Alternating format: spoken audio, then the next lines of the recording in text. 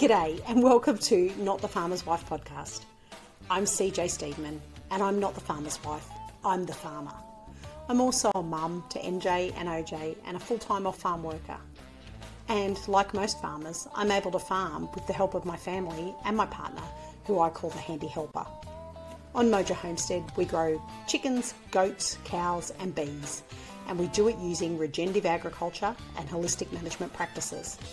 If, like me, you love all things farming and homesteading, then we'd love to have you along for the ride. So let's get farming.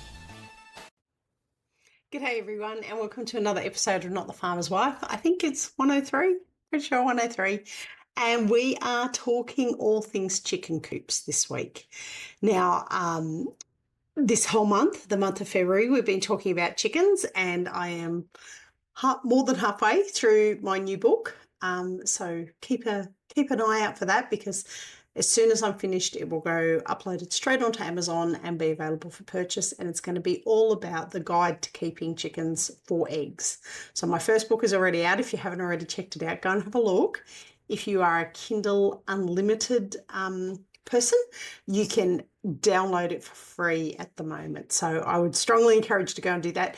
If you feel that there's some real value in it, please leave a review. I'm up to 4 reviews, which is super exciting for a new book. And I really want more people to review it and let me know if there's something missing so I can update it, so you can go back and have another look at it. Anyway, so don't forget to go check out the book. This week, me and my own handy helpers at work, but we're talking all things chicken coops. And I know he would love to be here for this one because he actually takes a pretty big role in our chicken coop development and the things that we need to do, because he likes doing that kind of stuff.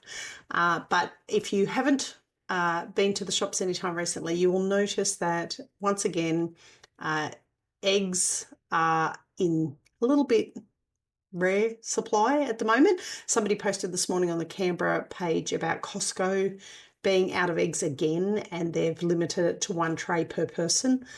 So I believe there's still an issue out there as far as eggs go. Now, I think that has to do with bird flu at the moment, but we've had a lot of upheaval within the chicken industry over the last probably 12 months since COVID. And because of that, a lot of people are really struggling to get eggs. I've had other people asking me for eggs. All of my normal customers have increased the amount of eggs that they're buying off me. I don't know whether they're gifting them to friends. I really don't mind. But they're making sure that they are getting their orders in to get eggs because they don't want to miss out at the shops. So, coops. Why are coops so important? Because that's what's going to keep your birds safe. And I can't stress this enough. You really need to have your coop sorted out before you consider buying any birds.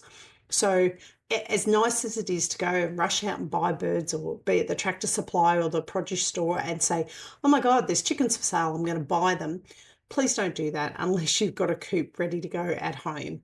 And the reason for that is that birds need to feel secure and safe. And so you need to be able to bring them home and put them straight into a coop environment where they are going to feel secure and safe. If you don't already have it ready to go, it's really hard to get home and then suddenly be trying to madly rush and get everything sorted. So first things first, get the coop organised before you buy the chickens. Anyway, what else are we going to talk about? We're going to talk about coop features, common mistakes that people make, some design tips for backyard and small acreage setups, and I'll let you know some of the things that we have royally fucked up in the past, because, you know, I like people to learn from our mistakes, and we do make them. Anyway, so the main things about having a chicken coop, like I said, birds need to feel safe and secure in their environment. So they need to come into a home, like any animal, that they feel is their spot and it's their place on the farm.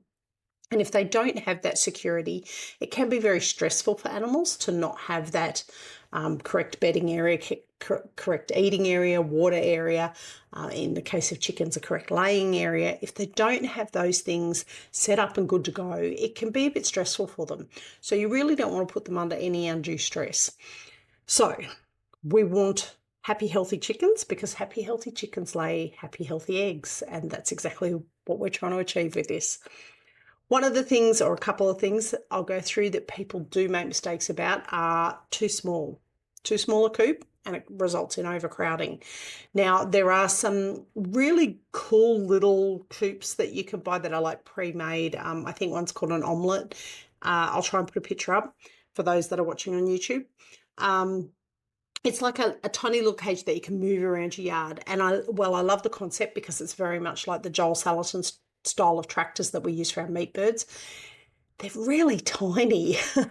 And it says it's suitable for, I think, 3 to 5 chickens in some cases. But I look at them and think, I don't know how you'd fit 5 chickens in there. 3, yeah, probably get away with. But it does seem really, really small to me. So depending on what it says on the outside, and I'll go through later about the actual sizes that you need for chickens, and it is a little bit more than what some of those really small coops look like, but you need to make sure you've got enough space, and you'll know if there's not enough space because there'll probably be some infighting, there'll probably be a bit of stress, there'll probably be birds trying to perch or sit in boxes on top of each other, and that generally is an indication that there's too many birds in too small a space. Now, any of these problems can result in less egg production and stressed out birds, which is not great. And stressed out birds will lead to lower egg production no matter what. So you don't want that. Another thing that you need to be mindful of is ventilation. Now, you can't have a completely enclosed coop. That is not good for them. You get condensation issues when it's completely enclosed and things like that. There needs to be ventilation in there, but it still needs to be not drafty. It needs to have just enough ventilation so that there's airflow and not so much ventilation that the birds are sitting there pushed up onto a shelf together shivering because they're trying to stay warm and there's too much draft coming in. Not having enough ventilation can lead to respiratory issues, which respiratory issues in chickens aren't good. You want to avoid anything where you can avoid them getting sick. You definitely want to try that. So poor ventilation will lead to respiratory issues, and not so much here in Australia, but in the US where you've got snow areas, there can be issues with frostbite if the ventilation is not great. If it's too cold or too wet or too damp, there can be issues with health in that regard. Now, the last one is weak construction, and like I said, some of the coops that I've seen, the tiny little portable coops, I look at them and think they look really good, but I'm not sure how strong they'd be. And depending on where you live, and it does very much depend on where you live, but you need to worry about predators. Now, if you're in an urban environment, you might think, no, predators aren't an issue for us. If you're in Australia in an urban environment, let me tell you, domestic dogs have caused more problems for us when we lived in an urban environment than any other pest. We have had less problem with foxes than we ever had with domestic dogs. So don't think because you're in an urban environment that you are not going to have a predator issue. You can still have predator issues. But raccoons in the US, bears, mountain cats, things like that. In Australia, definitely foxes are our number one. Domestic, like in rural areas. In urban areas, domestic dogs, possibly cats, depending on the size of the cat. We also have issues with eagles, hawks, things like that. So there are predators out there. So you need to make sure that the coop area is going to be strong enough to prevent those kind of predators getting into the chicken coop. Now, there are some predators that it doesn't matter about the strength. They're still going to get in because they're smaller predators, and that can be rats and mice. And if you've got baby chicks anywhere, you need to ensure that the rats and mice aren't going to get in because they can decimate your clutch of baby chicks. We also have a problem here in Australia with snakes getting in and wanting to take eggs. It's a great source of food for them. Of course, they want to eat it. We want to eat it, so I totally understand where they're coming from. But I've walked over to our chicken trailer before and gone to step over the fence and looked and gone, shit, brown snake, and bolted backwards to allow the brown snake time to get out. He or she hadn't taken any eggs, thank goodness, but the chickens were all piled up in one corner. They were not happy about having a snake in there. So definitely predators are something that you have to be mindful of. Now, the other thing is you need to have a coop that you can keep clean. Hygiene, lack of hygiene causes issues with parasites, all kinds of parasites. So having a clean coop is vital, and you need if the easier it is to clean, the more likely you are to keep it clean. It's a bit like having your house set up well so that things go back into the place they're meant to go to. I know mums out there everywhere are probably going, oh, hell yeah. If things are set up so that they go back to the right spot, it's easier to keep the house clean down the track. Same goes with chicken coops. If it's easy to keep the poop out, you'll be more likely to do it, and then that's a better result for everybody. So we'd all like to have the Taj Mahal palace, as I say, and I do have a picture that I will put up for my YouTubers of a chicken coop that I may have suggested to the handy helper. Look, we could build this. I won't tell you what his response was. It wasn't pleasant. It was a bit ugly, actually. Now, so I've got 10 essential elements that I want to go through for chicken coops. And the first one is space requirements. And I always struggle with this because people always go, oh, you need X number of feet or X number of meters. I can't visualize a space, where somebody says, oh, that's how much space you need. But I'm going to give you some figures. And what I want you to do is go and step it out. I'm 166. If you're roughly that kind of average height, you should be able to take a step, and that step should be approximately a metre. So for feet, don't ask me. I've never had to measure out feet, but I'll give you the measurements for those as well. So a backyard setup for chickens, 0.9 to 1.2 metres squared per bird for inside coop space. That sounds like a lot, but hear me out. And so that's 3 to 4 feet for my non-metric friends. 2.4 to 3 metres of outside space per bird. So if you had 5 birds, let's do it this way because this will be much easier to visualise and understand and measure out. For 5 birds, you want the inside of the coop to be about 4.5 metres to 6 metres square. That's just 3 metres by 3 metres on the bigger scale there. So measure out 3 metres by 3 metres. That's how big you want the inner part of the coop to be. The walled in, the area where they can get away from weather, get away from predators. They can perch overnight. They've got laying boxes in there. That's what you want the inside to be. So in non-metric, guys, that's 14 to 19 foot square on the inside. The outer part of the coop area that you can lock them in, but they can be out and ferreting around. They've got food there. You can drop, treats, toys and things for them to play with. The outer part, 12 metres to 15 metres square, or 40 to 50 feet for 5 birds. Okay, so if you've got 3 birds, you'll want less than that, but you can work it out. Now, that seems like a lot, but the outside part doesn't need to be as big if you are free ranging them in your backyard. So if they have another area to go to of a daytime, then you don't need quite as much space in the outside area. On the inner area, I would definitely say for 5 birds, go with the 6 metres square, so 3 metres by 3 metres. You definitely want enough room there. And the main reason is because they need room to roost, they need room for their laying boxes, and they need room for food and water and to get out of the elements. So if it's pissing down rain, they don't want to stand out in it. They want somewhere where they can go and get dry. Now, if you're on a small acreage instead of in a backyard, go hell for leather. You can set up we have the Thunderbird fencing, which is an electric fencing that's soft-sided. Doesn't keep all of our chickens in. We've got a few flighty bastards in there who will fly out. But we set up that fencing. You've got stakes in the ground that you spear it into the ground with, and we set it up around our chicken tractor. So our coop is a mobile chicken tractor, and our birds actually have access to go out into the paddock 24/7. We don't lock them in. It has a door on it, but it has a little opening, like a little hatch that they can go out through. So what you want to do is put them in that. Sorry, I just had to pause there to have a drink. I felt like I was going to yawn, and I hate it when I do that when I'm trying to talk to you all. So you want an electric fence around your mobile coop area if you're on an acreage. Now, if you want to have a fixed one on an acreage, that's fine. What you can do is you can have the smaller inner block, itchy nose, and have your electric fencing going around the outside, and you can just move the electric fencing so that it gives them fresh pasture like every other week and have it linked back to the entrance of their coop.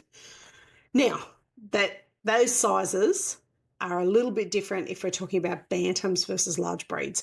So believe it or not, the large breeds don't need extra space. In most cases, a lot of the larger breeds are very slow movers. They don't need extra footage.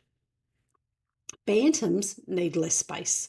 So you could probably reduce that down by about a third and have no problems at all. And the bantams would be quite happy in that. Now, as I said before, if you have our overcrowding issues, you will notice the birds will be a bit stressed. Egg production may drop off. There might be a bit of feather pecking. There might be a bit of infighting because they're competing for space in there. So if that happens, then you need to either free range them more during the day and let them get out, or give them more space. Predator proofing is my next one.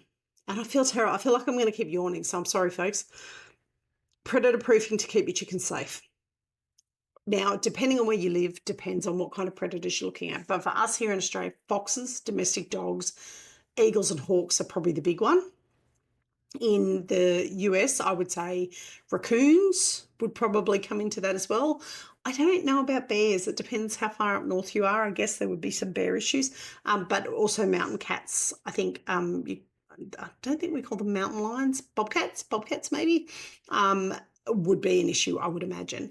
And I imagine there's some other animals that probably would have a go at a chicken if they got the opportunity, or at least have a go and try and get some eggs. Now, some of those animals will be very good at breaking into coops, and that's what you have to think about. So having, for the flying pests, flying predators, having a roof over your run is a great idea. Having something that they can't fly in to get them. And this also keeps out wild birds, which can pass diseases onto your chickens. So it's probably not a bad idea to have that. The other thing you can do for our digging friends is have mesh that goes down, and you want it to go, I think it's about 30 centimetres you really want it to go. Now you can splay it out on an angle, like on a 45, because generally they'll start digging close to the fence, and if you've got it splayed out, they'll just keep hitting wire no matter what.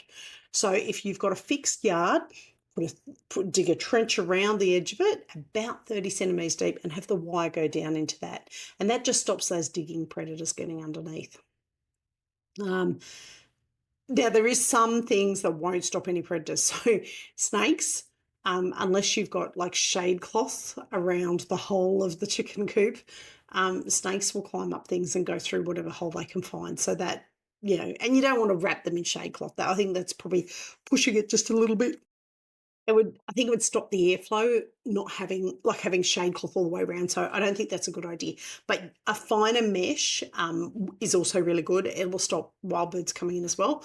But a finer mesh, only very small snakes and things like that would come in, and small rodents and stuff. So that's probably not a bad idea. Now, for those that are in the US, my understanding is raccoons can be really, really smart when it comes to latches. So you essentially want a child-proof latch on the coop door. My understanding is raccoons they'll work out a way to get the latch open. So child-proof latches, at least you stand a chance.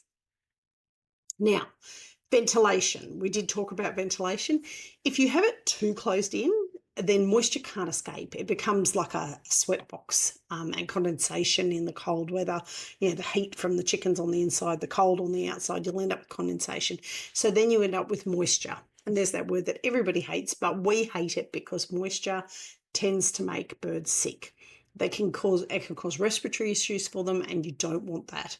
So if you walk in and you can smell your coop, it's probably not getting enough ventilation. And that's a really good indicator for opening it up a bit more often. You really want the air to smell fresh every time you go in there. And if it smells fresh, then you're doing okay. You've got enough ventilation. Vents, the ideal placement for them is actually up high where the airflow would be coming through along the roof line. And that also prevents any kind of drafts coming in where the birds would be sitting in their nesting boxes or on their roosts. In hot climates, having mesh on the walls is a great idea. In a colder climate, you're probably going to want to put solid walls on because you're going to want to stop frost getting getting too cold in there. But take into account too, even in tropical and subtropical climates where you might want to put mesh on the outside, it's probably not a bad idea to have something you can close across when you have your big rainstorms, because a lot of chickens do not like getting wet. There's not many that'll stand out in the rain. So Even if you've got mesh walls, you probably want to have something that you can at least pull down and kind of seal it from rain. In cold climates, you don't want to airtight, like I said, hot environment inside, cold on the outside, you end up with condensation. It's not good for the chickens. Somebody told me something about frostbite, it causing more frostbite when it's completely sealed off, which we don't have that much snow here where I live in Australia. So, in fact, we don't have that much farmland in snow areas in Australia. But you want it insulated. So if it's a really, really cold climate where it's snowing, having an insulated roof is going to make a huge difference. I have heard of people heating the inside of their coop. I would be nervous to do that because bedding that you use and dander that comes out of the chicken's feathers, it could catch a light. So I'm a little bit nervous about the idea of heating. But that being said, you could certainly put things in that are like heat pads, like what you use for brooder houses, where it just sends out like an ambient heat, and that would help the chickens stay warm. Or make sure you get a breed that's going to be compatible with a really cold environment too. Nesting boxes. So how many nesting boxes to have? Never, ever, ever just have one. No matter what anybody tells you, even if you only have 3 chickens, one box won't be enough. They will fight over their boxes. Always have at least 2, because that way if somebody is sitting in the box and somebody else suddenly has a burning desire to lay their egg, they're going to have the option of another box. That being said, chickens, being chickens, are a little unpredictable, and sometimes they will just simply refuse to lay in another box. If that is their favourite box, they will tie a knot in the egg laying until the other girl gets out, and then they'll go in and lay their egg. We've had them fight over it. We've gone up there to collect eggs and had 2 chickens sitting inside a nesting box together, and they're so jammed in there. They look so uncomfortable, but they're just both determined to lay their eggs in there. Now, size for a regular standard bird, and this goes anything from your standard bird up to your bigger like Brahmins. Our Brahmins fit just fine in these boxes. We use boxes that are about 30 centimetres by 30 centimetres, which is about 12 inches square for a standard breed. For a bantam style breed, a smaller one, you can drop down to about 25 centimetres by 25 centimetres, which is 10 inches square. But honestly, it's probably easier just to get 30 centimetre ones straight across the board. Now, where should they be placed within the coop? They shouldn't be in a doorway. They shouldn't be in a drafty area. They should be in an area that doesn't have direct sunlight on it. I know that kind of limits it a little bit, but if you can have them kind of with the backs facing to where the open areas would be and have the open sides that chickens will get into on a side that's most sheltered, then that's probably a good idea. And you want to put a little bit of bedding material. We use a little bit of sawdust in the bottom of these. You can buy some rubber matting that has like little rubber fingers on it, so when they lay their eggs, the egg can kind of move and roll away without them treading on it. And you do have to worry sometimes about certain beddings. If you don't have enough bedding in there, they'll crack eggs when they stand up, sometimes stand on them. And if there's no cushioning, the egg can crack. But you definitely want it in a sheltered area where there's no bright light coming in, because that will encourage them to get up in the box and lay. Now, one important thing, depending on how many birds you have, you need to have roosting perches in there, because birds, but chickens especially, are animals that like to roost up high, and they do that to protect themselves. It's a self-protection mechanism where, in the bad old days, they would roost in a tree. They would climb up in a tree in order to stop predators getting them of a night time. So the thing with nesting boxes is you don't want them sleeping in the nesting box. You want them sleeping on the roost. That is their natural behaviour. It's healthier for them. If they start sleeping in the nesting boxes, they will start shitting in the nesting boxes, and then you are constantly cleaning out bedding. You're constantly dealing with poop on chicken eggs. You really don't want that. Now, I've seen a lot of the commercial guys have like a shutter that comes down. So of a night time, they pull this shutter down. It's just like a roller blind, and it comes down and it stops the birds going into the nesting boxes of a night and forces them onto the roosting shelves. Now, if you don't want to do that, you could just simply get a piece of timber on the end of a piece of shade cloth and just pull it over the tops of the nesting boxes so that they can't really access the nesting boxes of a night. That being said, if you put the nesting boxes lower than the roosting shelves and you have enough roosting shelves for all the chickens that are in the coop, Ours don't sleep in the nesting boxes. They always go to the coop to sleep. They go to the roosting shelves to sleep. So they do not climb into their nesting box to sleep, and we don't cover them. We have had a few girls over the years who've tried to sleep in there, but they give it up after a while because the roost is much more comfortable for them. Now, we'll talk about roosts in a sec, but it's important to have enough roosts for them so they don't go for that nesting box. So what did we say? How many boxes in the end? We said not one. If you've got 3 to 5 chickens, I would say 2 bare minimum nesting boxes, but the guideline is usually 1 for every 3 chickens. But always start with 2. No matter what the guideline says, always start with 2. So 2, if you've got 5, you could potentially go to a 3rd nesting box, but maybe wait till you get to 6 or 7 before you go for that 3rd nesting box. We actually, in our main run at the moment, I did a head count the other day, we've only got about 25 birds in there, and we have 3 nesting boxes, and they cope just fine with 3.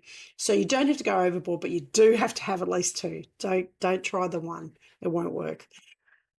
Right. Roosting bars, giving them a safe place to sleep. As I said, it's a natural instinct for a chicken to want to get up off the ground away from predators of a night time. So they need a perch that they can fly up onto, and we don't clip the wings of our girls, so they can jump in and fly up and get on there. They need a shelf that they can get onto and roost of a night and go to sleep sitting on the roost. And an ideal roost height is between 0.6, so 60 centimetres off the ground, and 1.2 off the ground, which is 2 to 4 feet off the ground. Now, what we do is we stagger it, and we have 3 or 4 roosting shelves, perches, that are staggered at different heights. And the reason we do that is because we've got a slightly larger flock. And what happens is the bird that is at the top of the pecking order will always sleep on the highest roosting perch. The birds that are on the lowest part of the pecking order will sleep on the lowest one, and the rest sleep somewhere in between. So Agnes, who's our matriarch, and the 2 roosters always put themselves to bed up on that top rung. Agnes's daughter and grandchildren also sleep on that top rung. There's a couple of other Australorps that we have that get up there on the top rung. They obviously, they're older girls. They feel like they're more important. All of our Isa Browns sleep on the bottom rung. They're bottom of the pecking order. And that's not a nasty thing. That's just a thing with chickens, that they have a set system for their flocks, and that's the set system for these ones. So what kind of material to use? Timber's best. We have gone and found branches, like large branches out of trees that we've trimmed down to fit into the chicken tractor. And we like those because you really want a rounded perch. The shape of a chicken's foot is rounded when they're up on a shelf like that when they're resting. If it has to stay flat all the time, it's actually not good for the structure of their foot. So you want a rounded perch. So if it is a flat timber perch you're using, you want to just get a planer or something like that and just take the corner edges off just to round it so that their foot can more naturally sit the right way. You could use 2x4s timbers and just round them off to make it more comfortable for their feet. We don't use metal or plastic for our roosting shelves, and the reason for that is because the metal and plastic both get really cold in winter, and we are in an area of quite heavy frosts. So we find that the timber just tends to sit at a better temperature. Timber will actually hold some heat in it when the birds are sitting on it and their foot has been sitting up against the timber for some time. It'll keep a certain even temperature with their feet and won't chill their feet. It just adds to those health issues if you've got them a little bit too cold overnight. Also too, what we've noticed with the metal and plastic is it gets too slippery. They can actually dig their claws into the timber just a little bit if they need to, if you know it's windy outside, or there can be a bit argy-bargy sometimes between the girls up on the shelf. And if they can kind of hang on to the timber, then there's less chance of somebody getting hurt falling off. What else do we need? That's it for roosting bars. So make sure you've got enough in there. If you go in there, go and check overnight. And if you go in there and they're all bunched up and there's people trying to sleep in nesting boxes or on the ground, then you don't have enough. You want to have it so that there's couple of little gaps, because they've got personalities too. And there's some girls that don't like sleeping next to other ones. There's roosters that won't let certain girls sleep on certain shelves with them. So if you've got more space rather than less space, that's ideal. Now, cleaning and maintenance.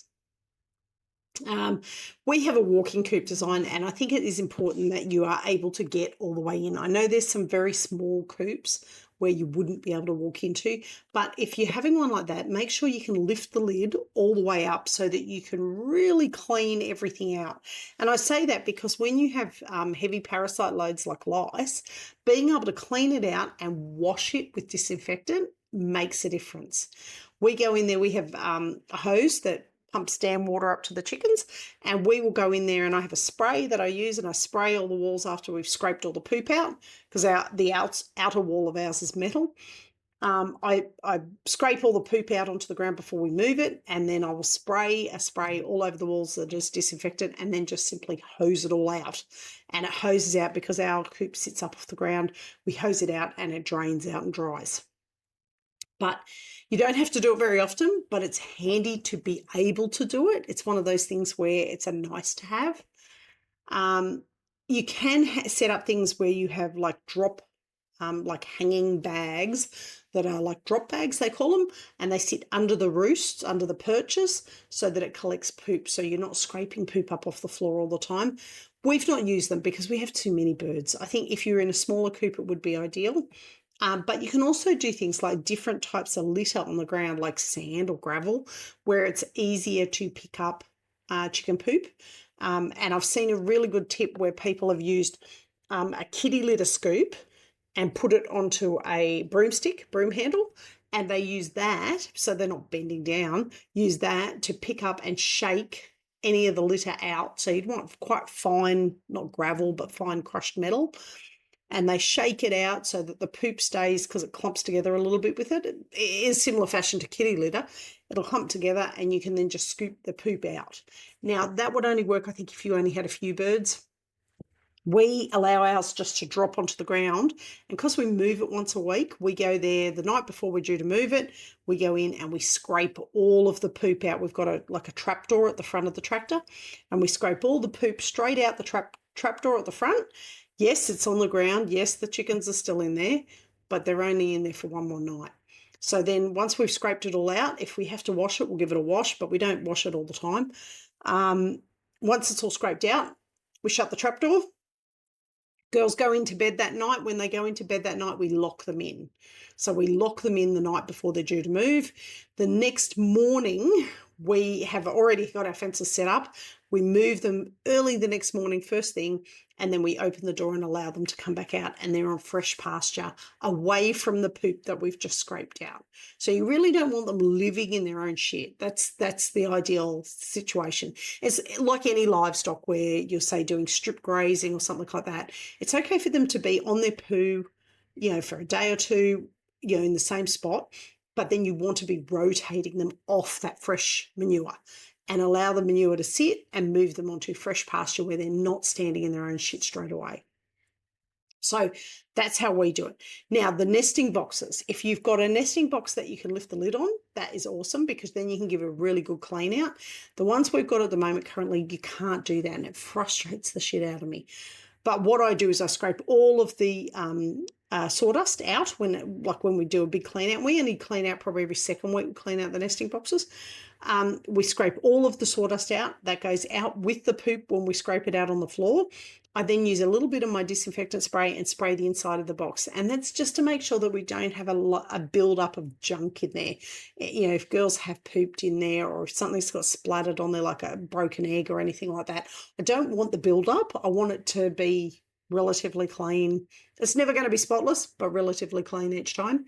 So I spray some of that spray in there. I give it a wipe out, usually with an old rag or some old newspaper or paper towel. And then I put fresh sawdust in there for the girls to use the next day. And that seems to keep it really clean. I don't like using straw, and the reason I don't like using straw is because I found when we did use straw in the past, parasite loads of lice got out of control. I don't know why. The lice just love straw. Whereas with the sawdust, they just don't seem to build up as much.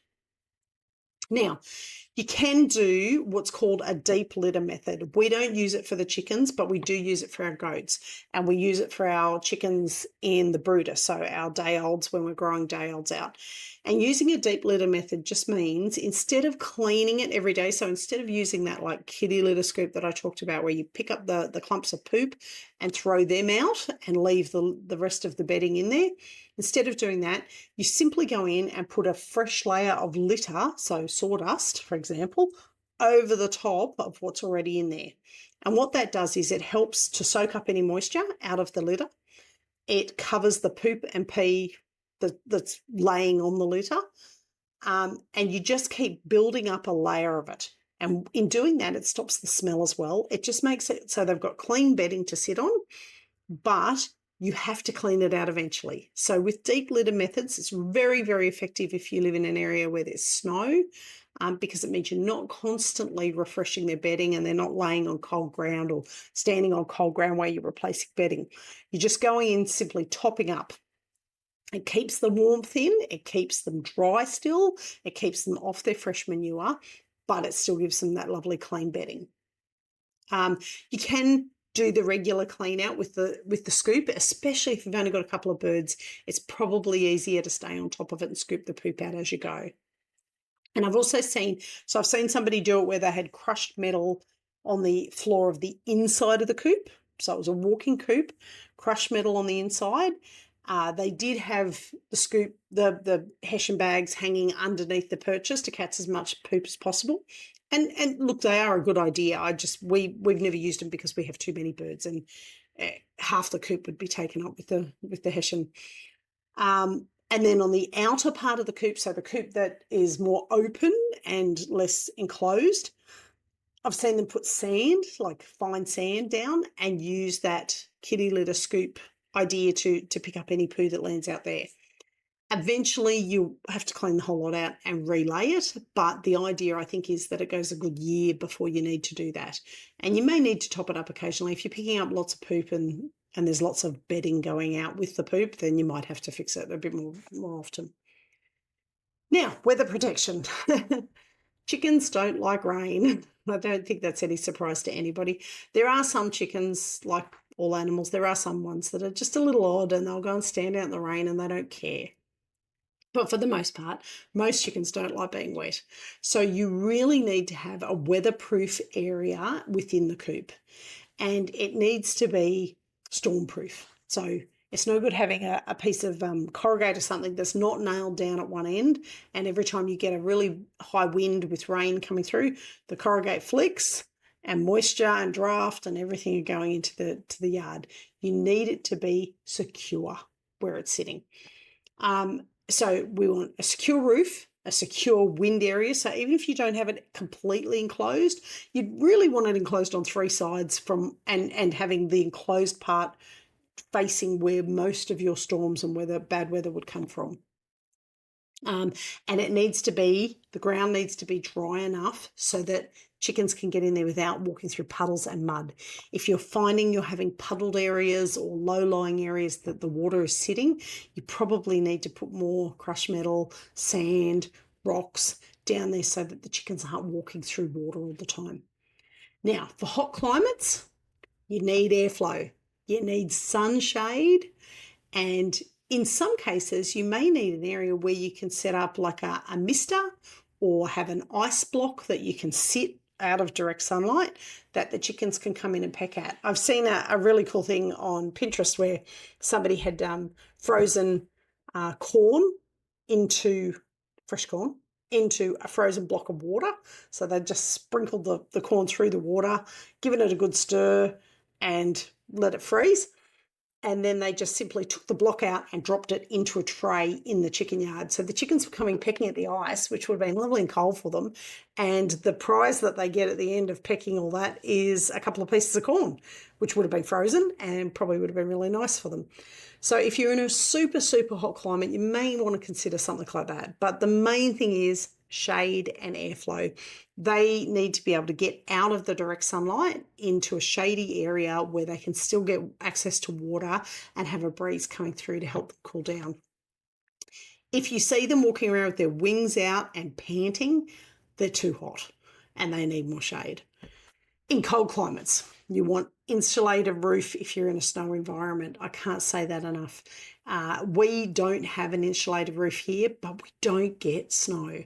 We get ice, which usually melts by about 9, 10 o'clock in the day. We can still do with an insulated roof sometimes through the dead of winter, but we also pick chicken breeds that we know are going to cope with the cold weather a bit better. Deep bedding, as I said, that can make a real difference to the cold ground, to them being on cold ground. And even though you need airflow, you also need to ensure there's no drafts if you're in a really, really cold environment. You don't want them getting a chill. Flooring and bedding options, we have already talked about a bit, but I just want to run through. So you can just have a dirt floor, and certainly we have done that in our Brahma pen at the moment. It is just a dirt floor. It's great so long as it is high enough so there's no puddles.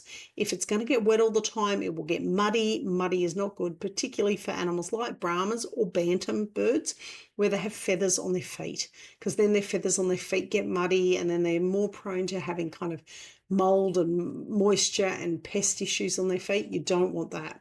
Now you can put concrete all the way through there.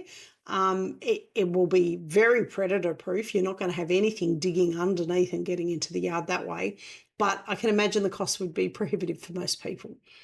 You could do it in just the inner part of the coop where you concrete the floor there and just have a litter across the top of it. And being concrete, it would be very easy to come in and just hose or pressure hose any kind of excess buildup of poop out as well. Wood floors work well as well. We have timber floors inside our Brahma house, and we have a metal floor inside our chook tractor that we move around the paddock for our layers. Bedding materials. Pine shavings are probably the best one, and that's the one that we use. It's cheap. We get it from the Tractor Supply. We don't have to use a hell of a lot of it in the nesting areas. We don't put it down on the other areas, but you could put it down. Straw is very cheap. It's cheaper than sawdust, but it does attract pests, and that's why I'm not really a fan of it, because I just feel like we end up with too much lice from it.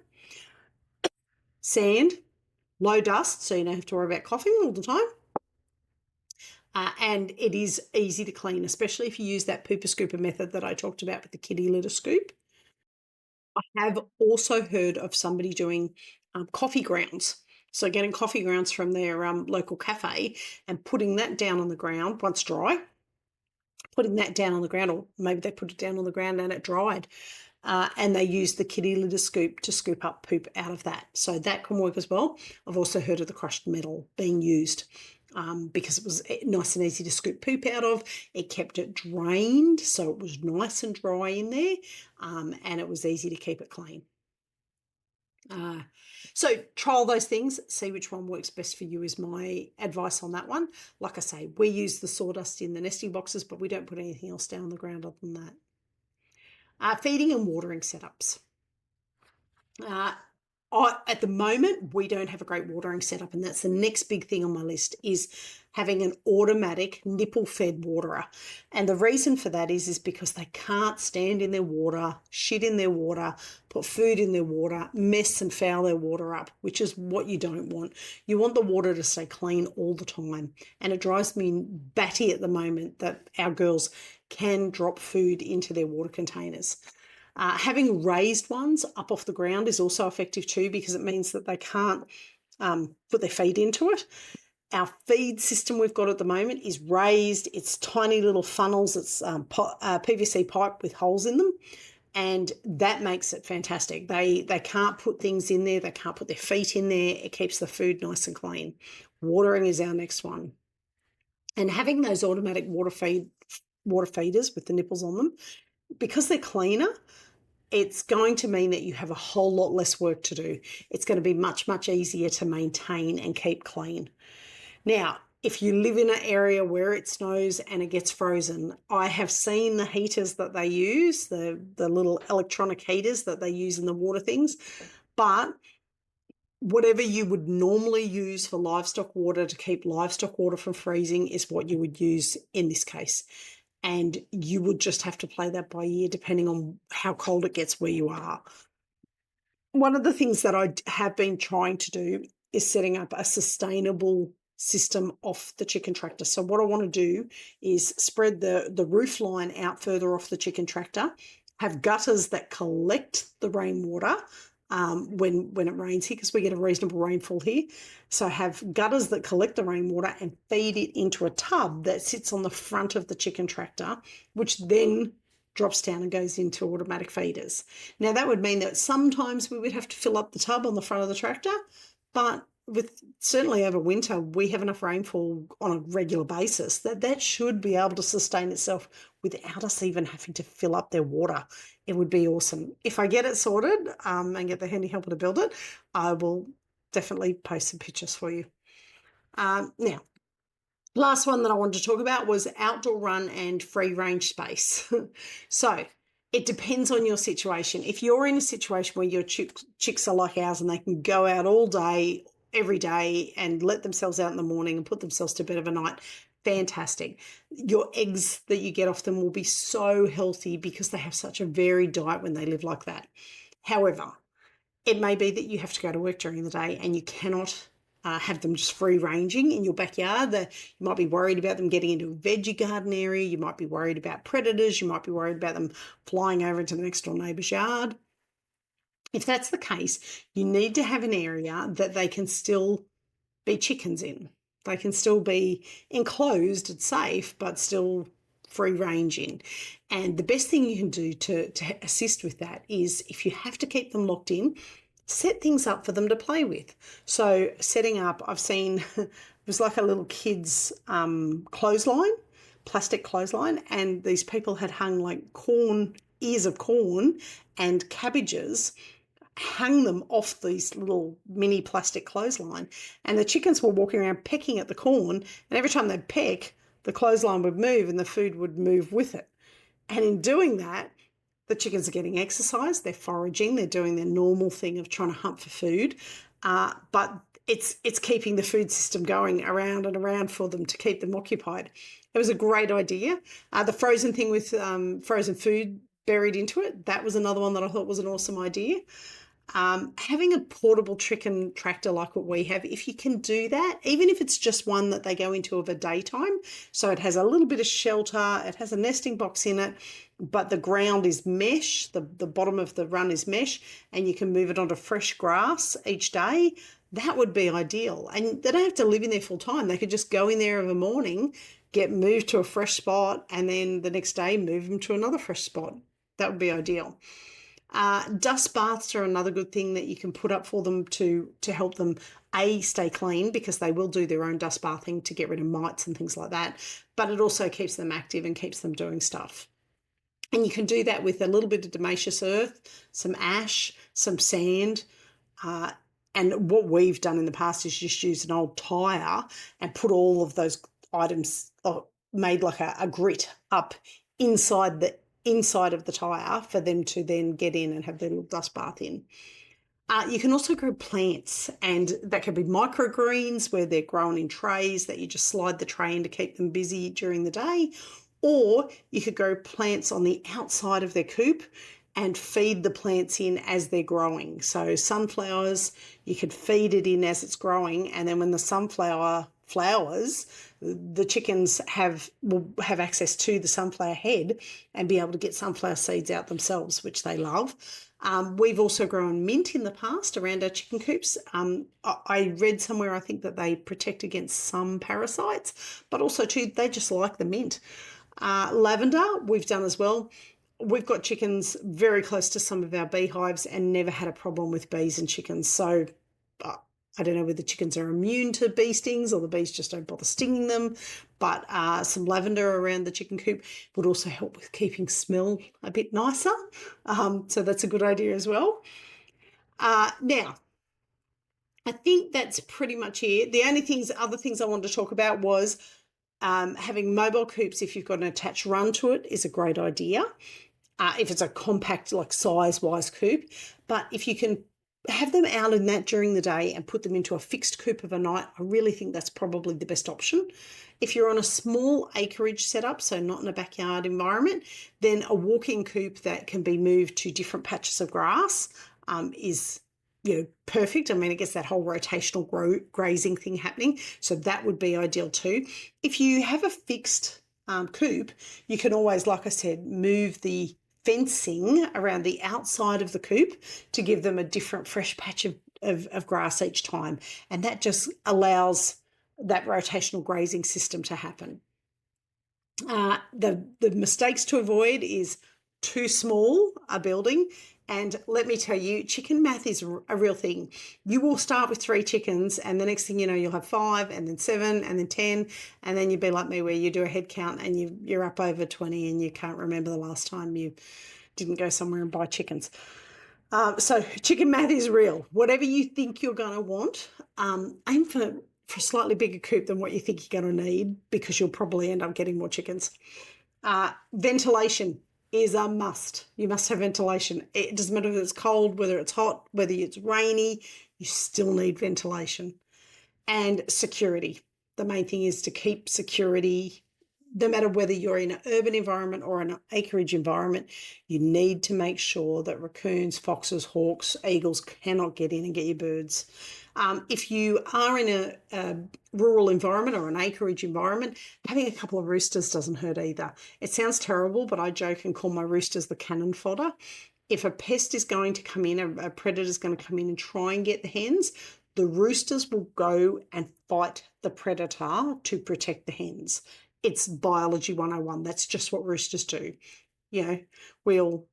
I think over the last couple of years, there's been a lot of talk of toxic masculinity. In the case of roosters, no such thing. They throw themselves at the predator rather than let the hens get hurt. So having roosters is a great thing. And it sounds terrible that they are cannon fodder, but they are cannon fodder in order to protect your hens.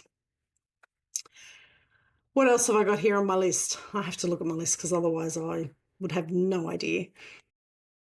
All right, the last couple of things I had was making sure that you have a big enough coop, which we've talked about, making sure you've got ventilation and a safe coop, which we've talked about.